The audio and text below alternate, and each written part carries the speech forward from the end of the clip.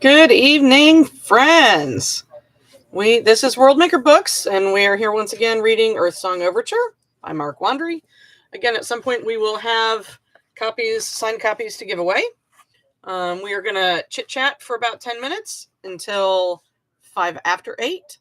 Yay, Beth is here. Yay. So we got like 10 minutes to chit chat.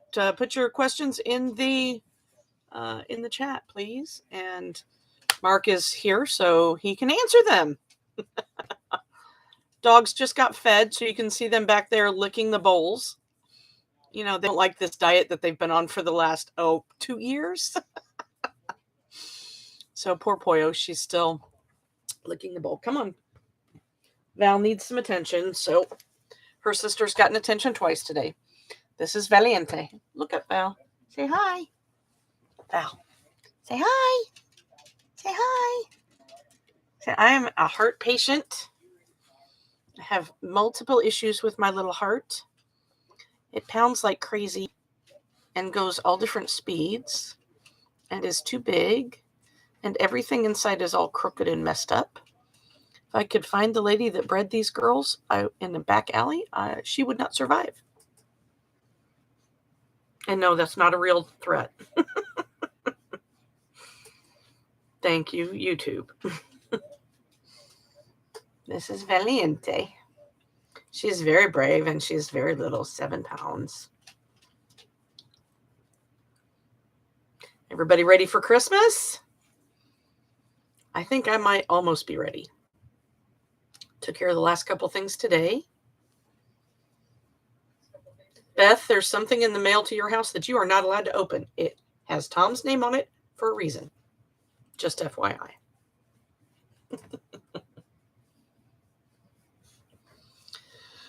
Oh, little girl. I've already had my chocolate covered espresso beans, so hopefully I won't yawn all evening. Not really ready, yeah.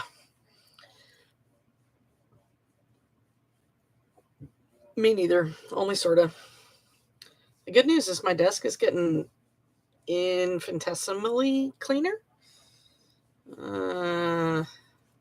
Like a few atoms maybe cleaner.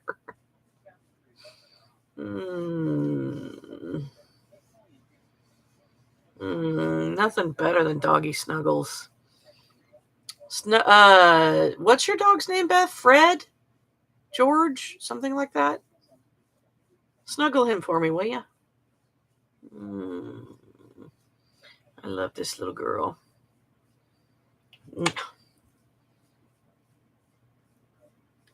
Tons of boxes in your office. Yeah. All right, there you go. Oh, yes, good girls.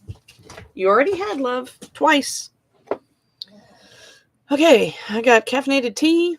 I have my favorite espresso beans on board already. I have the book up, ready to go. At 5 after, we'll get started. First, I got to turn that off. 8 o'clock on the nose. All right, we got 5 more minutes. Fred, that's right, Fred. I should know that. We had a dog named Fred once. Yeah, he's a good dog. I'm looking forward to getting to meet him this coming year at FactoryCon if you manage.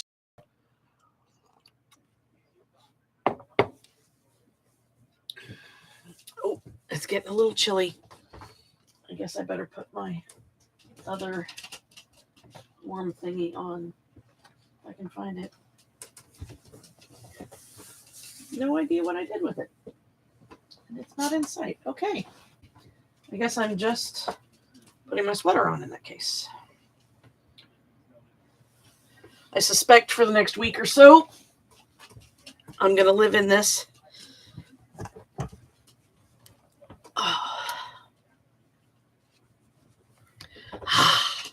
Perfect sweater. Just put an application for a Girl Dane mix. Nice. I love big dogs. You'd never know it now because I have 2 little ones, but I always have had big dogs since I was 20, 19, whatever. So, caffeine. Oh, my fidget. I have to have something to fidget with. Otherwise, my brain really goes crazy. So I have this purple putty that it feels kind of like silly putty. In fact, it feels a lot like silly putty. But it was supposed to be color changing. And it doesn't color change anymore. Yeah, me too, Beth. Like a dog I can pet without bending over. It was supposed to be a color changing thing, but it doesn't change color anymore. I think that part of it got broke. Ooh. 802. All right. There we go. There we go. Still getting used to the new computer. We're getting there. It's starting to get pretty exciting in this book. We're at 87%, so.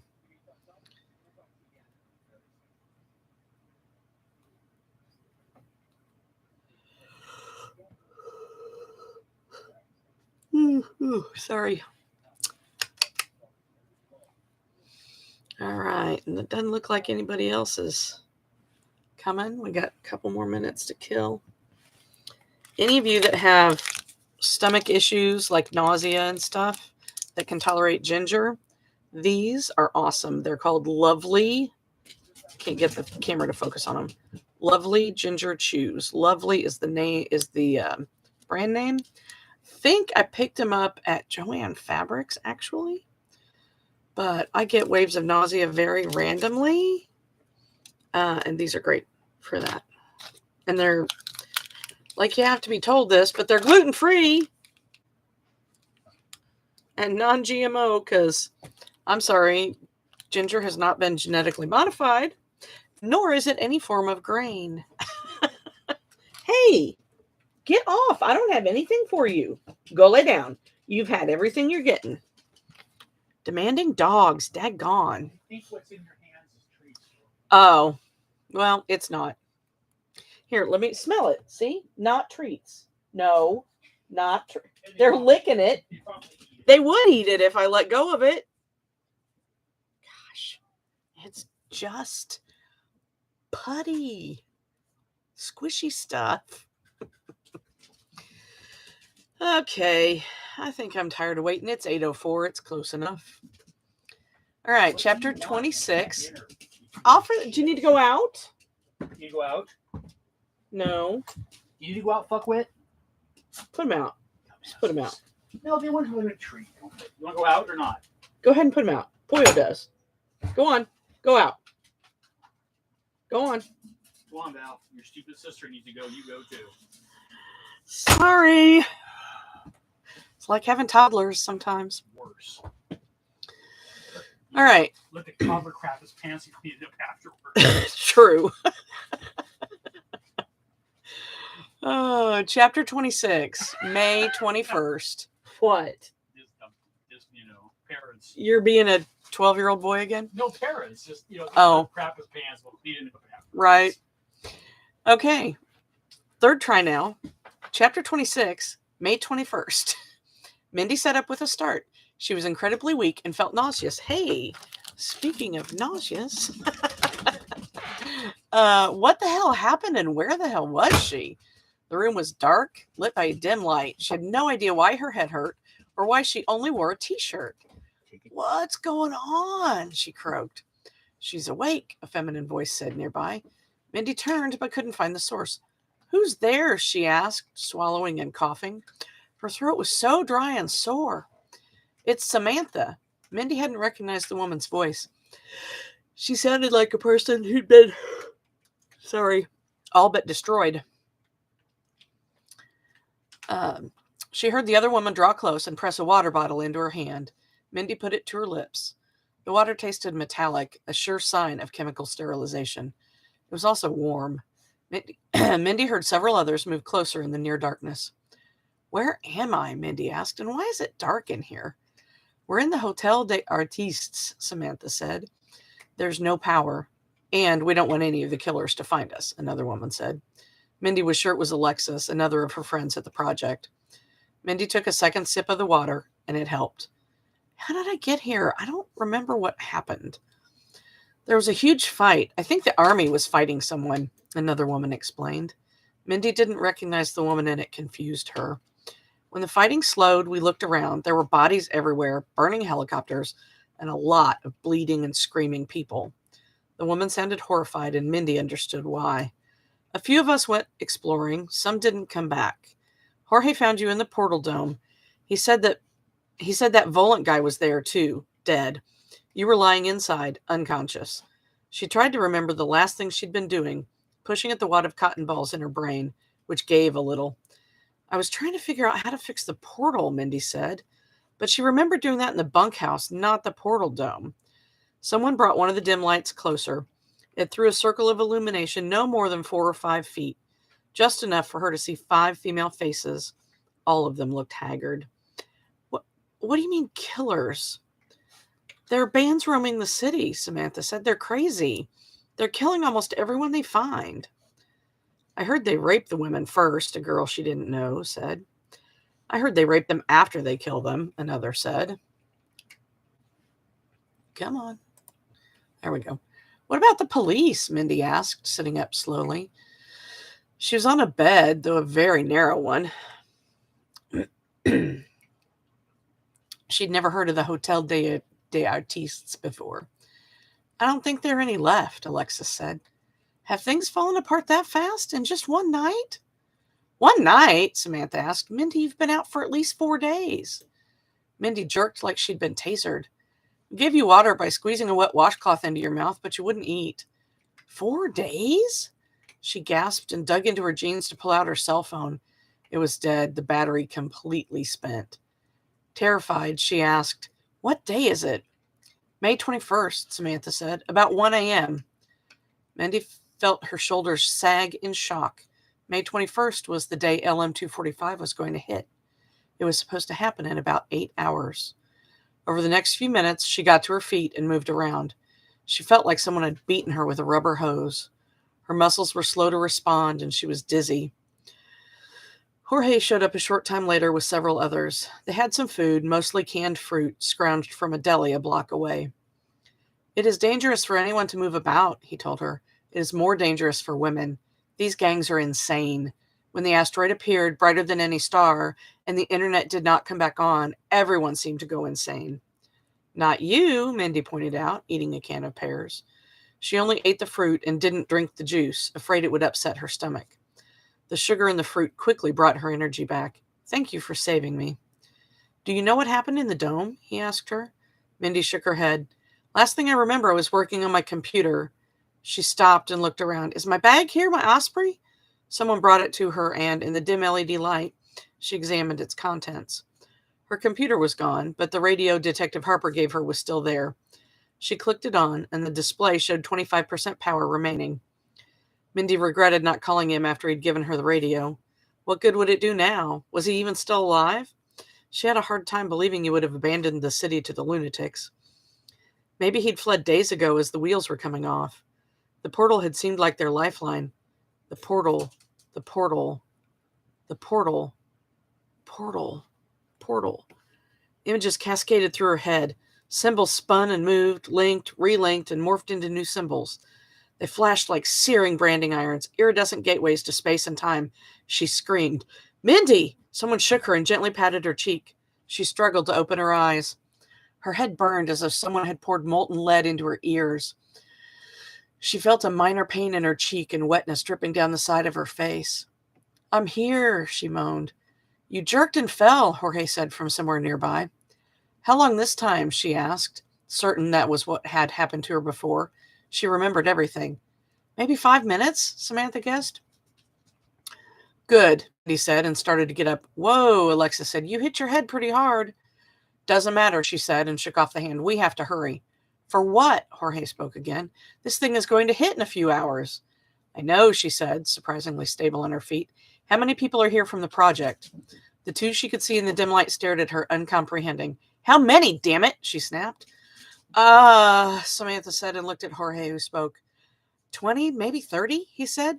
Most are logistics people, truck drivers and equipment handlers. There are also the 4 of you from the office. How many women? This time it was Jorge who gawked. Mindy slammed a fist into the wall with an echoing boom. We don't have much time. How many fucking women? Counting you, 7 or 8. No, 9. One driver got his wife over from Brooklyn somehow. Not enough, she mused, thinking desperately. The radio was lying on the floor nearby. It must have tumbled out of her hands when she collapsed. The portal echoed in her mind, and she swayed on her feet. The others looked alarmed. Really? Come on, then. The others looked alarmed. Mindy shook it off and stooped to snatch the radio. He'd said he would check in at noon and 9 p.m. It was neither, but if she waited until noon, she had the feeling there wouldn't be anyone to answer. She checked the function of the radio and pressed the transmit button. Is anyone there? Who's this? A voice answered immediately, making her jump. Detective Harper? She asked. It hadn't sounded like him. Harper's gone, the man replied, and she felt a tiny part of her shrivel and die. Who is this? He repeated. My name is Mindy Patoy, she began. The astronomer? Yeah, she said, unable to keep the surprise out of her voice. He told me about you. Y'all sure waited until 0 hour to give him a call, didn't you? It's a long story, she said with a sigh. The radio beeped and she looked at the display. It said 2% power remaining, low battery. What the hell, she wondered. It said 25% just a few minutes ago. Look, the radio's about to die. Get as many people as you can, women especially, to the sheep meadow of Central Park. Bring whatever you can carry and guns. I have a way out, but you must come quickly. Do you understand? She listened, but there was no reply. She glanced at the display. It was dark. The battery was empty. Shit, she said, and dropped it onto the bed. What do you mean a way out? Samantha asked, her voice breathless. The others were so quiet, Mindy couldn't hear them breathing. Just what I said, but we need to bring as many people as we can and move a bunch of stuff from temporary warehouse number 2. The park is overrun, Jorge said. The gangs found a lot of the guns and stuff the government people left behind after they shot each other to shit. They've been shooting up Midtown for days. That's why I called my police friend, Mindy said, only she didn't know if the transmission went through or if the man she'd talked to would believe her. Okay, she said to those in the room with her, if we stay here, we're all going to die. LM-245, that shiny asteroid, is a death sentence. We can either sit and wait for the end or make a play for survival. What do you want to do? There's a chapter break. Silly dogs. Silly dogs. Mindy glanced at her watch, salvaged from her bag back in the hotel. The glowing tritium hands left over from her late-night astronomy days said 0202. The city seemed dark and sinister. A few lights were visible in high-rise buildings, though only on the highest floors. Perhaps those were the safest, she thought, high above the city with many stairs to climb. But how were those people staying alive? Someone coughed behind her, and Mindy glanced over her shoulder. It was almost impossible to keep 27 people quiet while moving through a post-apocalyptic wasteland. She turned to Jorge and hissed. You have to keep them quiet, she said. I'm trying, he said. Some have colds, so it is not easy. Mindy glanced up. It was threatening to rain. That wouldn't help keep them quiet, but it might help keep them under cover. Okay, she said. They were just across Central Park West from the famous and now burned out Tavern on the Green. Jorge had said it would be a good place to hide because someone had looted it. The burned out hulk of a huge tank was half inside the dining area, and a long dead helicopter was lying on its side a short distance away. Mindy could clearly see bloated corpses littering the once meticulously manicured lawn, and the smell spoke of many more nearby. The smell reminded her of a country butcher in the summer back when she was a kid.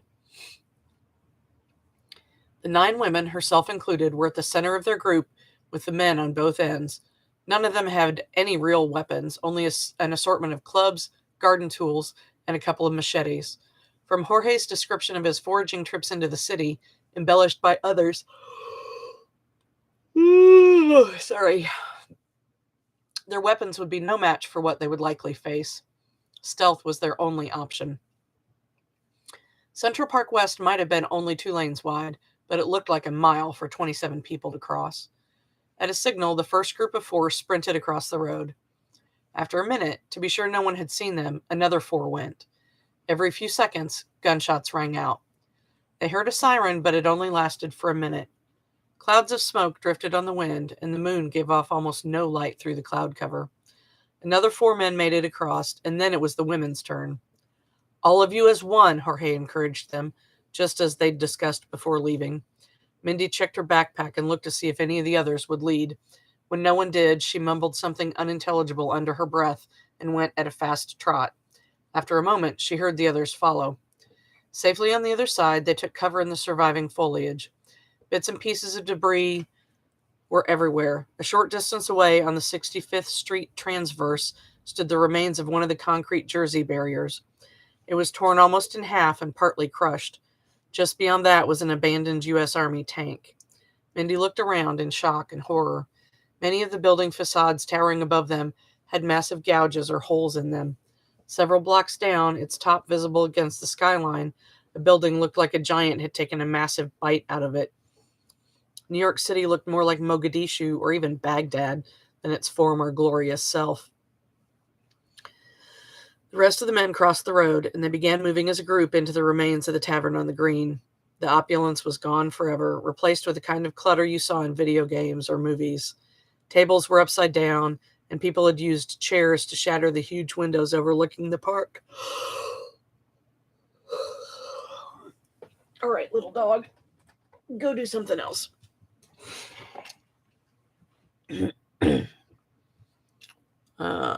Empty food cans and rotten food were everywhere. One corner sported an indistinguishable pile that gave off an odor of human waste. I don't want to stay here, one of the women said. She looked no more than 20 years old, and her eyes were big enough to reflect the tiny amount of light in the restaurant. We need to hide here a few minutes while some of Jorge's men scout ahead, Mindy explained. Someone set up one of the tiny LED camp lights so no one could see it from the outside. The faces staring at her were wide with fright and confusion.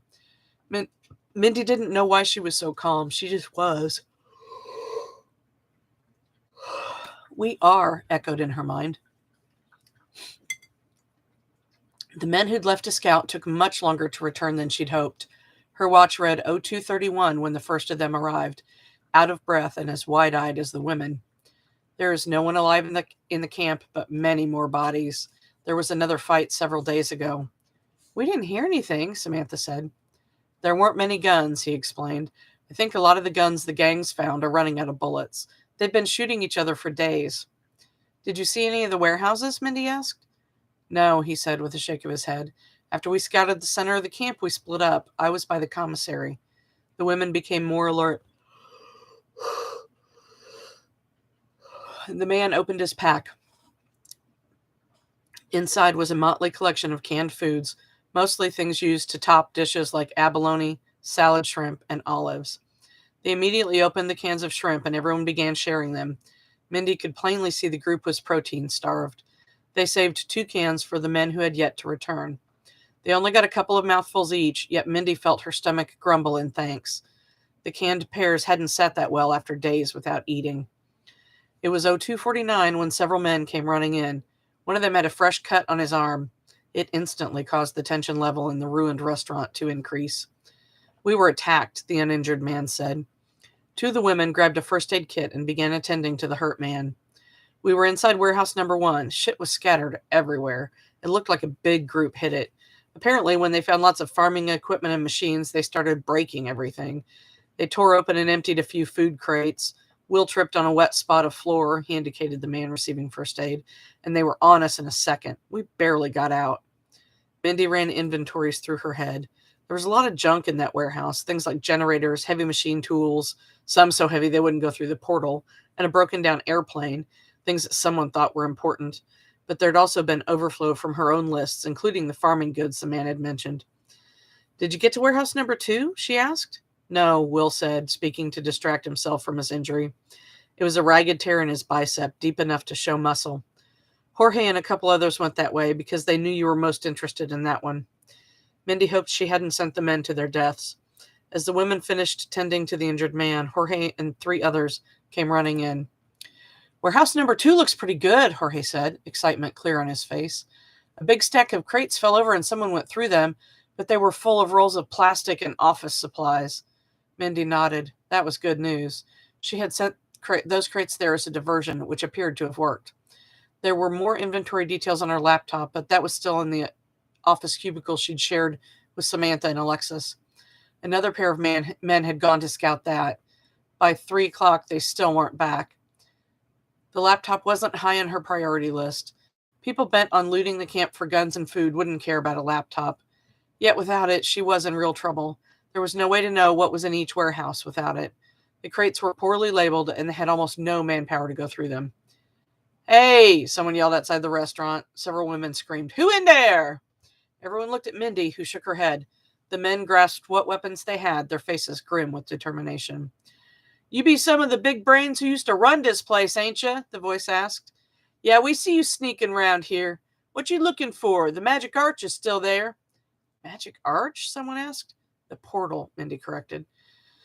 Someone was trying to enter through a broken window. They heard glass breaking, followed by low cursing. Hopefully, someone had sliced up their hands. Mindy decided silence wasn't going to cut it.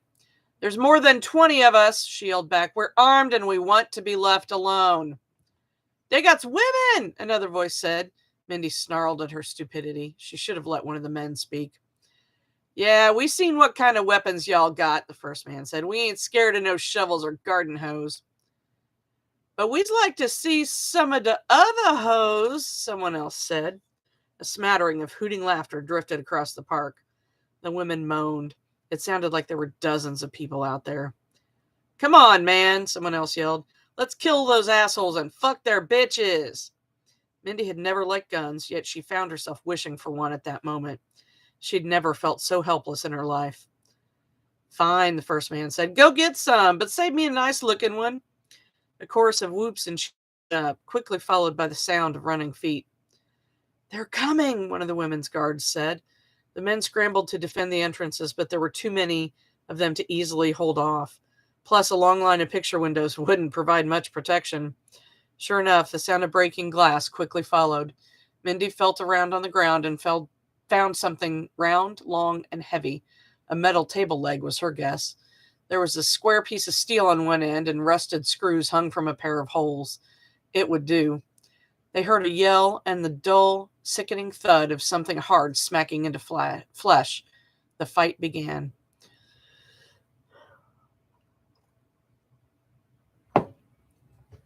Jorge was right. Either there wasn't any ammo left for guns, or the gang attacking them decided the restaurant full of people didn't warrant the expenditure of bullets.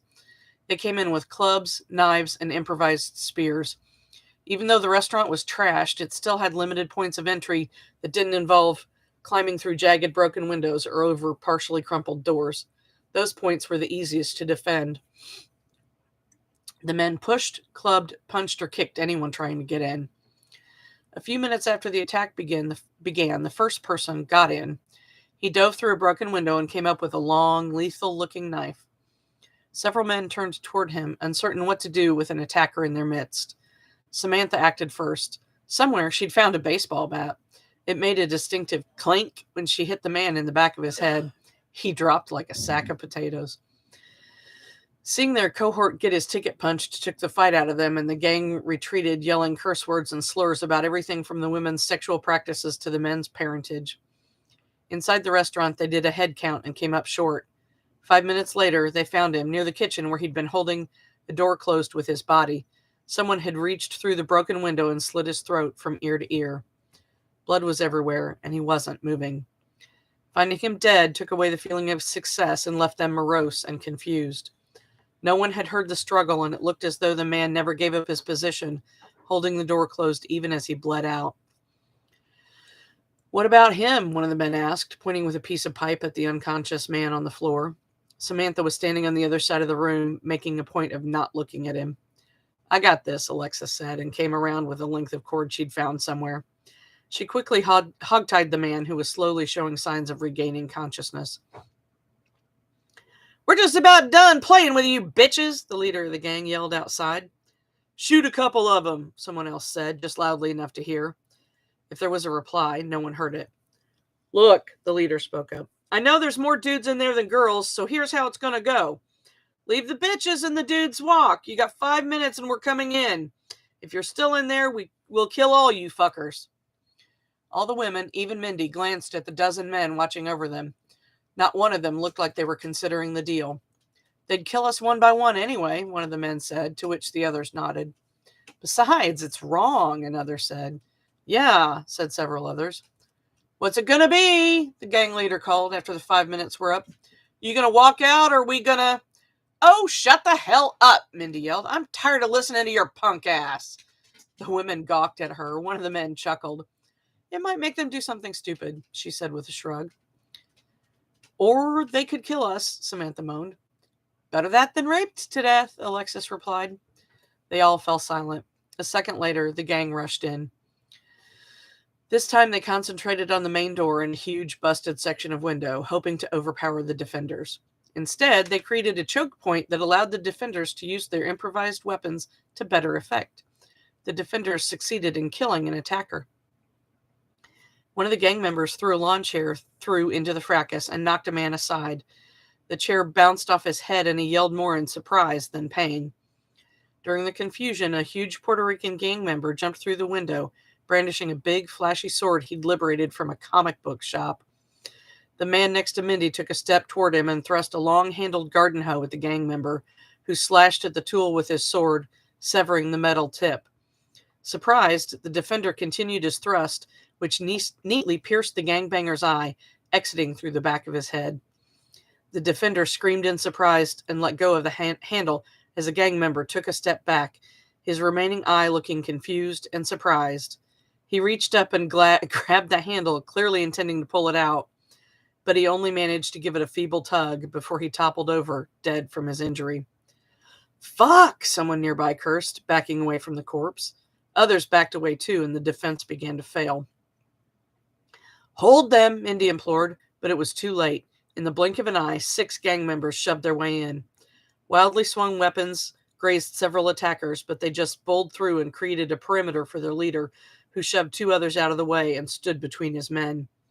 Shit's over with, the leader said, and pointed to Mindy, who was trying to rally defenses. With his other hand, he raised a military pistol and swept it back and forth in front of the demoralized defenders. You're going to wish you'd given up. Who dies first? He asked, slowly moving the barrel around until he stopped it on Mindy. I bet you was that mouthy bitch, she glared at him defiantly. Yeah, he said, and raised the gun to aim. Boom! Mindy jumped, expecting a flash of pain, then darkness. She blinked and missed most of the gang leader's chest being torn away in a fountain of blood. She did see him fall. The room exploded in gunfire. The defenders dropped to their knees, cried out, and covered their ears. In a couple of seconds, it was over. The gangbangers who'd gotten inside, and most of those in the entry area, were all dead or dying. Mindy's hand was over her mouth, and her eyes were wide with shock at the piles of bleeding, twitching, or screaming bodies. She looked over them and saw a line of men and women in police uniforms. They looked tired, worn out, and beat up, but they were all armed and determined. In the center was Detective Billy Harper. Mindy didn't know how she ended up in his arms. It just happened. One minute she was kneeling on the ground, her ears ringing from the gunfire. The next he was holding her. Her tears poured onto his dirty uniform, and he whispered that it was okay. He said you were dead, she cried. I said he was gone, a familiar voice said. It was the man she spoke to for a few seconds before the radio died. The name tag on his uniform was tall. Billy took half our men to help in another apartment. Mindy looked up at Billy, not understanding. We've been a dozen blocks away, Billy explained, keeping as many safe as we could. He shrugged. You never called. It's a long story, Mindy said. You said there was a way out? Sergeant Tall asked. There isn't time to reach a bunker, Billy said, unless it's in the city. That thing is going to hit us in hours. It's not a bunker, Mindy said, and disengaged herself, cheeks burning as she realized what she'd done. Sometimes it sucked being a redhead. She looked at the assembled officers moving around, checking on the gang members who'd been shot. None of them offered first aid or seemed to care about the wounded. It was the clearest sign she'd seen that it was all over. An older police officer looking over the carnage stopped when he came to the man Samantha clubbed with the bat. Not one of yours? He asked Mindy. No way, she said. He nodded and calmly shot the man in the back of the head. Mindy jumped slightly, not fully realizing what she'd watched. You didn't have to do that, someone said. He's dead like all the others, the older cop said, his face hard. He just doesn't know it yet. How many of you are there? Mindy asked Billy, turning away from the slaughter. 25 cops, he said, and 79 dependents. Mindy did some quick math. With the 26 survivors from her group, that made 130.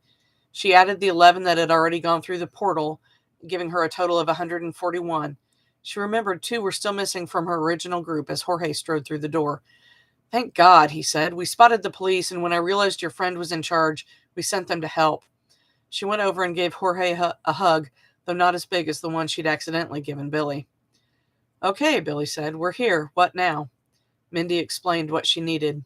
All right, chapter break.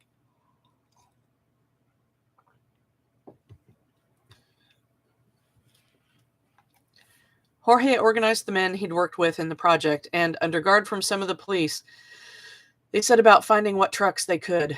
Their vehicles, parked in the compound, were destroyed in the fighting.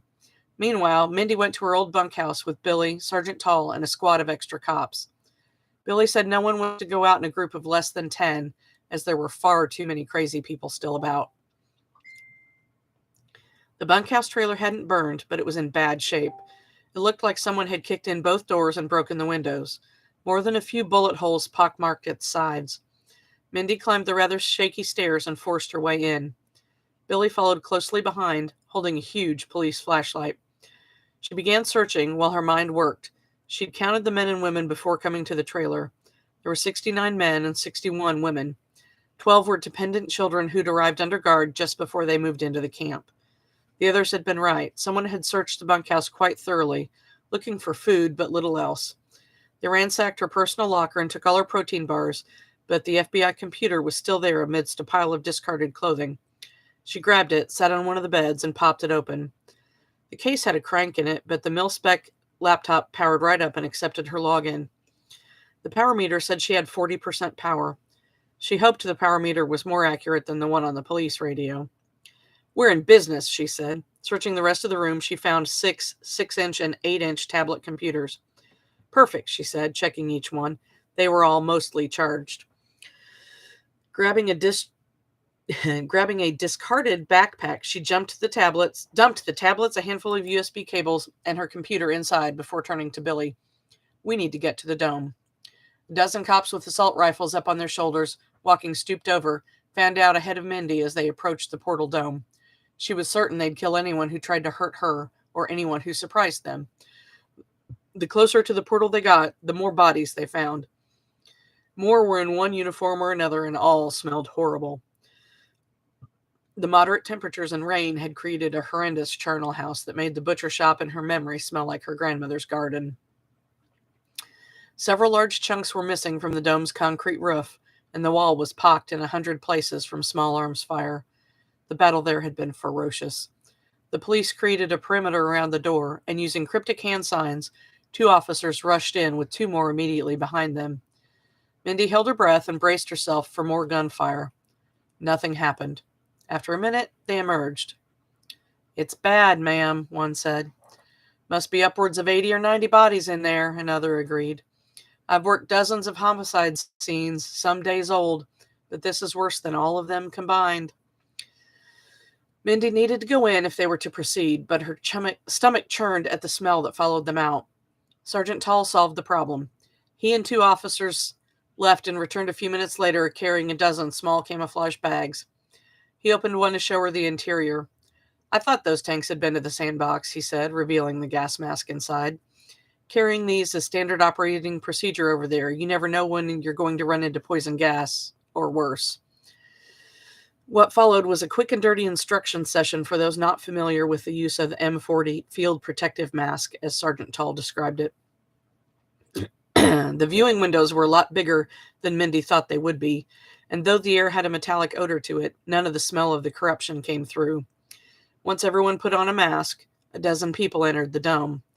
A short distance away, the police officers' families and unequipped officers gathered to wait. All the adults carried weapons. Mindy didn't know what she expected to find, but the horrors of the dome went well beyond any of her worst nightmares. Bodies were everywhere. The portal dais sat in the same place, timeless and unaffected. She knew it would be. If any of the gunfire had breached it, most of New England would be a glowing crater. What the hell is that? She heard one of the officers ask. his voice distant and tinny sounding. "The way out," Billy said. Mindy looked surprised. "A lot of images made it onto the internet, he explained. "I'm observant. Comes with the job." She nodded. That made sense. She suspected you didn't get to be a detective if you couldn't spot patterns. Mindy walked to the dais while the others moved about, checking for survivors. She put a foot on the bottom step, but nothing happened. Her heart raced as she considered the possibilities. There were at least a dozen bodies on the dais, and gore was dripping from it onto the expanded metal floor. "What now?" Billy asked. "We need to get the bodies out of here," she said. "Those on the dais first." The cops looked at each other. They had seen blood and gore, but cleaning it up wasn't usually their job. Mindy glanced at her watch.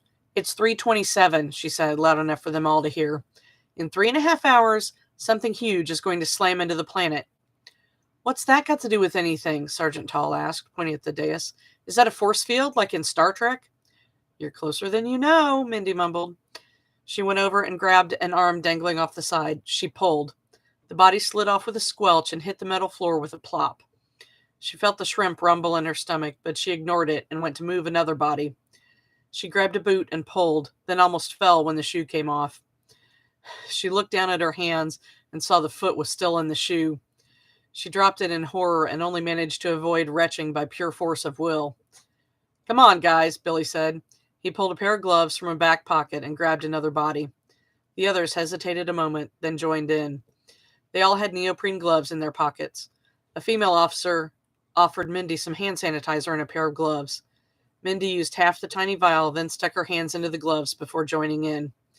10 minutes later, Billy dragged the last body off the dais. Sergeant Tall, not realizing it was the last one, walked onto the bottom step and the portal sprang to life. "Sweet baby Jesus," he barked, jumping back.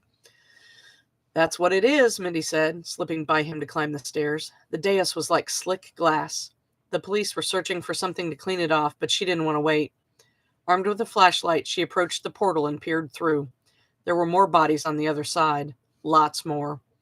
Those bodies didn't look like they were victims of combat.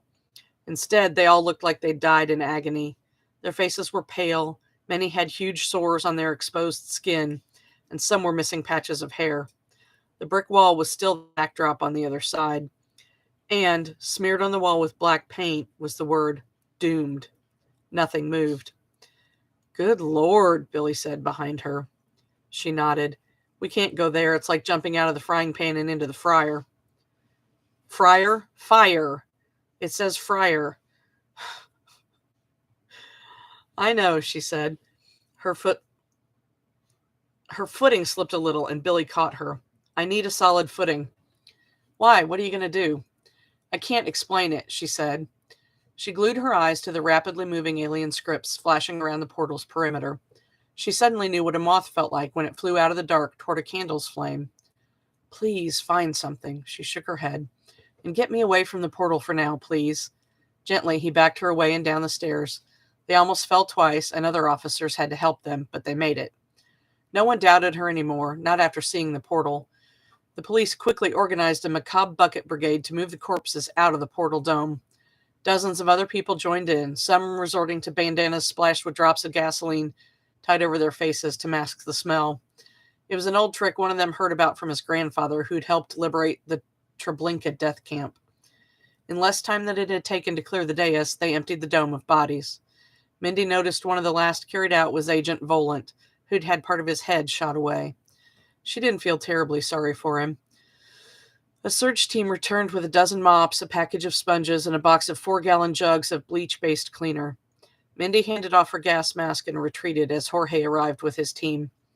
They had procured a small, motley convoy of commercial trucks. One was an ice cream truck, though the back was empty. "Dios mío," Jorge said, climbing down and looking at the pile of bodies near the portal. "What happened?" "Justice," Mindy said as she set her laptop on the hood of a delicatessen delivery truck. "It's going to be tough work with these trucks, but it's all we have." One at a time, she took the tablets out and used her toolkit to wipe them and turn them into simple display machines. Then she accessed her inventory, broke it up into 5 parts, and split it between 5 tablets. She loaded the entire manifest onto the last tablet and gave it to Jorge. "These tablets have lists of everything we need. Most of it is in Warehouse 2. Some is in 1.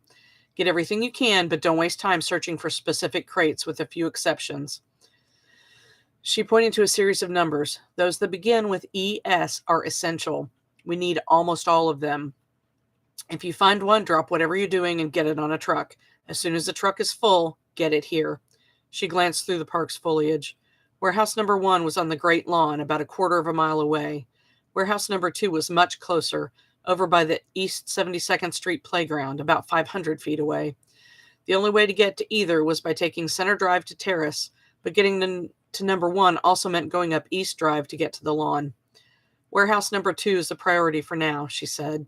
Jorge nodded vigorously. See, it's in better shape anyway. He took the tablets and whistled. Amigos, vámonos! A bunch of his fellow logistics people came running. Billy, Mindy added, can you put at least 5 of your men with each truck for security? If it's quiet, they can help load. We have to move quickly to have any chance. At least the clouds are clearing, someone said, and the moon is bright.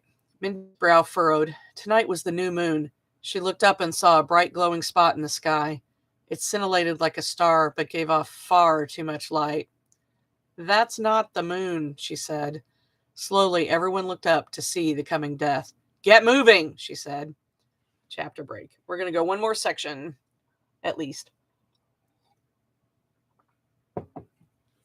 Her watch said it was 4:10 before she could go into the portal dome without a gas mask. The dome reeked of bleach now, and that was fine. The floors were wet and red, but it was a diluted red as the blood soaked into the ground through the metal flooring. The portal dais was dry. It was time. Mindy mounted the stairs, and the portal popped to life.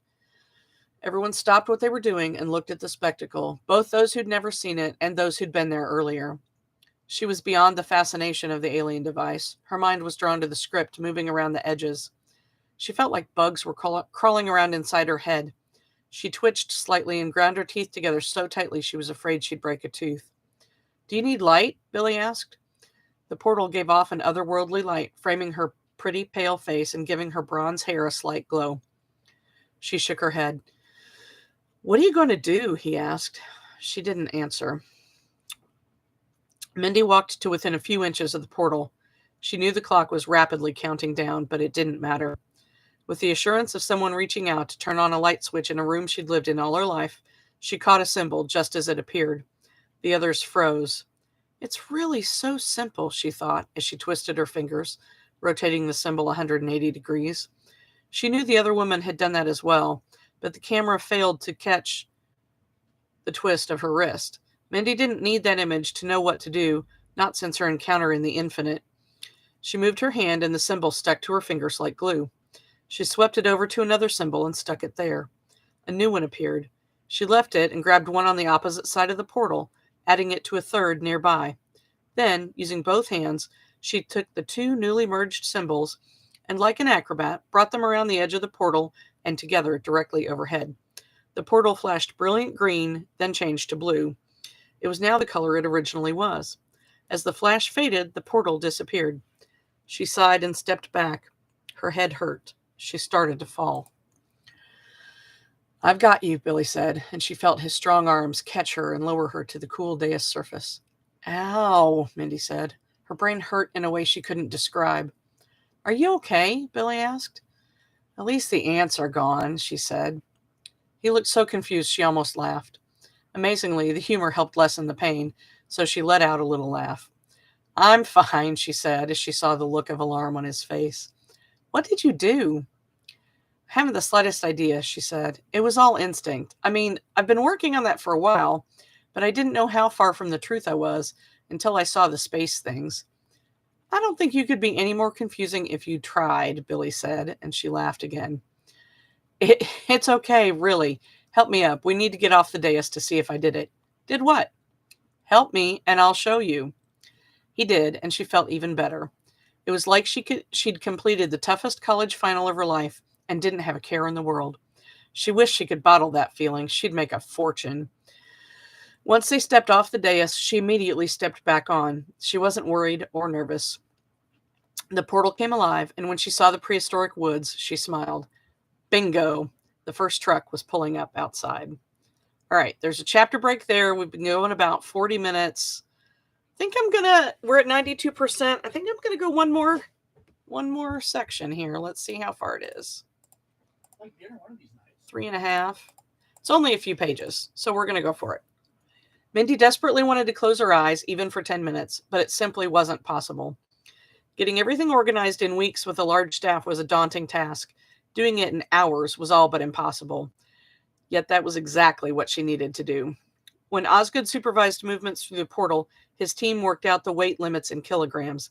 Each person would stagger through with as much gear as they could carry. Then men tossed through meticulously weighted crates until they reached the 250 kilogram limit. Mindy had data on the crates her team was stacking, and the weights were stenciled on the sides, but she didn't have the manpower or time to carefully organize. Make each stack as close to 250 kilograms as possible, she told Jorge and his crew. Then left it up to the supremely competent logistics man to do the rest. It took her an hour to collect data on everyone going through, including their names, gender, and ages. The 4 children under age 5 were the biggest challenge. They couldn't carry anything more than the clothes on their backs, and she didn't want to waste a transition on them. One was too young to walk on her own. She'd go as a babe in arms. After finishing her survey, Mindy walked along the line of crates and did some quick mental math. Jorge was outdoing himself. Only 2 of the 20 stacks she looked at were more than 10 kilograms short, and several were dead on. The computer program would have done better, but they lacked that and a support team, so this would have to do. She climbed the dais and checked with Billy. Any sign of anyone? She asked. He'd stayed on the dais while she took her census. They'd found the laser communicator lying to the side of the portal, still functional, and set it back up. It linked with the other side, but no one was there to talk. Billy had been reactivating the portal every 10 minutes and calling on the communicator. In addition, he'd shined a flashlight through so someone could see the light in case the laser radio wasn't working. Nothing, he told her.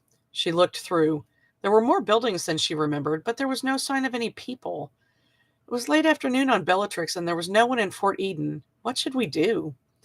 That damn thing is getting close, Alexis said, coming in with a sheet of paper from Jorge. She pointed up at the sky. It's so bright it almost hurts to look at it. The sun is reflecting off it, Mindy told her. It's dark here, but up where it is, the sun is above the horizon. She turned to Billy. We go through. What real choice do we have? He shrugged. At least there isn't a pile of radioactive corpses over there, so it's an improvement. We're running out of room in here, Jorge yelled from the door. Then it's time to start, Mindy said, and went down the steps. Billy followed. She glanced at her computer, checking the power. She still had 19% and, according to the little icon, 5 hours remaining. Her watch said it was 5:01. She had plenty of power left. She walked to the door. The horizon was getting lighter and the clouds were almost all gone. The last morning on Earth was going to be beautiful. Where's Sergeant Tall? She asked. Here, the big black man said. He was using rope to tie a pair of crates together. The crates marked ES were to one side, with cut lengths of salvaged rope lying next to them. These crates would all go through with people transitioning to Bellatrix to ensure they made it. I don't agree with my going first, he said. We don't know what to expect, she said, going over it again. There are giant carnivorous reptiles over there, and for all we know, everyone was eaten in the 11 days we've been out of contact. Billy says that as a former Marine, you have the best chance of holding the other side long enough for more people to make it through. Tall scowled. Quit bitching, Sergeant, and do your job, Billy snapped. Tall jerked as if he'd been shocked with a cattle prod. Yes, sir, he said. Billy picked up an AR rifle, their only one chambered in 7.62 NATO. From what Mindy had said about those dinosaurs, this might give you a chance. Tall had 2 extra mags. Where the hell was I? Jesus Christ. Tall had 2 extra mags for the AR in his web gear, and he carried a personal sidearm as well. He'd stuffed his backpack to the bursting point. As he climbed the stairs, a pair of cops heaved up the roped crates, setting 2 on either side of the portal. Good luck, Mindy said. He thanked her, but she was already reading out the names of the next 4 people who would go across. They were also big, burly police officers, and they were the only cops who'd go through until the last, if everything went as planned. Shoot straight, stay smart, Billy said, and clapped the big man on the shoulder. Tall nodded, reached down, and slung first one rope, then another over his shoulders. Shit, those dig in, he growled. No time for padding, Billy said. Semper fucking fi, Tall said, and clasping the rifle, stepped into another world. Mindy glanced over when the portal flashed, indicating someone had gone through. She hoped she wasn't going to see him become monster chow. Tall sloughed off the ropes, shouldered the rifle, and dropped to one knee, expertly swinging the weapon back and forth. The room was deathly silent. The only sounds came from the trucks delivering more crates outside and the distant and ever-present gunfire of New York City. He took an entire minute to be certain nothing was going to attack him. Finally, he stood and gestured with one hand. Come on! Let's get those crates through, Mindy barked and broke the spell. Tall slid the 4 crates he'd brought with him out of view, then stepped back just as Billy tossed the first of the extra ones through. Although not as practiced as the NASA people, Mindy thought they did okay. All the crates were through well before they reached the portal's time limit, even though Tall had wasted time making sure all was clear. Next, Mindy said as the portal shut down. Perkins! The officer was already carrying over some ES crates. Billy and Tall jumped off the dais so it could reset. Once the portal reactivated, Perkins shuffled through with his ES crates and another rifle. Per Billy, Perkins' rifle wasn't quite as powerful as Tall's. Tall stood, his back to the portal, moving his rifle back and forth. Mindy keyed the headset she was wearing. Tall, are you okay? He'd donned the headset on his side soon after arriving, as they'd planned. Yeah, he said. No contact, but I hear some roaring a long way away. Jesus fucking Christ, it sounds like Jurassic Park. Let's hurry, she said. The more of you we get through, the more guns you'll have. Damn good point, he said, and clipped his gun in place to help Perkins move his ES crates out of the way. More crates started flying through immediately. 5 police went through, but things weren't progressing as quickly as they needed to. Mindy glanced at her watch as they threw the rest of the crates through the portal. It was now 5:52. There were less than 2 hours until impact, and they still had 125 people to get through. At this rate, it would take 20 hours to get everyone to the other side. With a sinking sensation, she realized they were only going to get about half of their supplies through. Fuck, she silently cursed. Billy, she yelled. He wiped the sweat from his forehead and he turned toward her. She gestured for him to come down. Get someone to spell you and give you a rest, she said. Other men were getting the young children ready, and he came down from the dais and walked over to her. What's up? He asked. She told him. The worry lines on his forehead became more pronounced. She wondered how old he was. So what do? We stop being so fancy, she said. We move people through and toss as we go. We can't do that with the kids, Billy pointed out. One is sure to get nailed by a crate. I know, she said. We'll stay orderly until the kids are through. After that, we start to rush. Outside the dome, there were a couple of single gunshots, followed by a rapid flurry, then silence. Billy drew his sidearm and ran to the door. He met an officer running in. Mindy could overhear them. A group of punks attacked one of the moving crews. They were moving slowly and must have looked like an easy target. There was one minor injury. Elizabeth and the tactical unit fucked the punks up pretty bad, and they gave up. Why was the crew going so slowly? Billy asked. The Mexican dude, Jorge? Anyway, he said one of the trucks died, so they just piled everything in a Bobcat front loader and came back. The loader can only go like 10 miles per hour. He said it was the last load. Billy returned to Mindy. I heard, she said, tapping on the computer. Can you check on the wounded man? She asked. Up on the dais, a woman was standing in front of the portal with her wide-eyed 8-year-old daughter, who was staring at the portal with a mixture of awe and fear. It's okay, baby, the woman said. It's just like Narnia. Remember the book? Yeah, the girl said excitedly. Are there elves? I don't know, the mother said. Mindy could see tears in her eyes. Just walk through. See that nice police officer? On the other side, Tall was waving to the little girl, who waved back. He will take care of you until I get there. It won't be long? The girl asked. Mindy ground her teeth at the delay. Every minute, LM-245 came thousands of miles closer to Earth. It won't be long, I promise. Now hurry up. It won't hurt a bit. The girl hesitated for a moment longer, then closed her eyes and ran through. Tall scooped her up in a hug, and Mindy could see the girl laughing. She smiled, too. Tall cleared the way, and crates flew. Go, Mindy gestured to the mother, who looked confused. The briefing had said to wait. I know what we told you, but just go, go, go! The woman nodded, and dodging crates, leapt over to Bellatrix. There was another blue flash, and another soul was 250 light years away. We're speeding it up, Mindy yelled. And there's a chapter break, and we will stop there. Whew! That was a long one, but it's getting so exciting. Anyway, thank you so much for coming and hanging out with us. I know you have lots of things to do with your time. Please like and subscribe and share with your friends. And We will see you on Thursday at the same bat time, the same bat channel. Happy holidays. Happy holidays. Bye.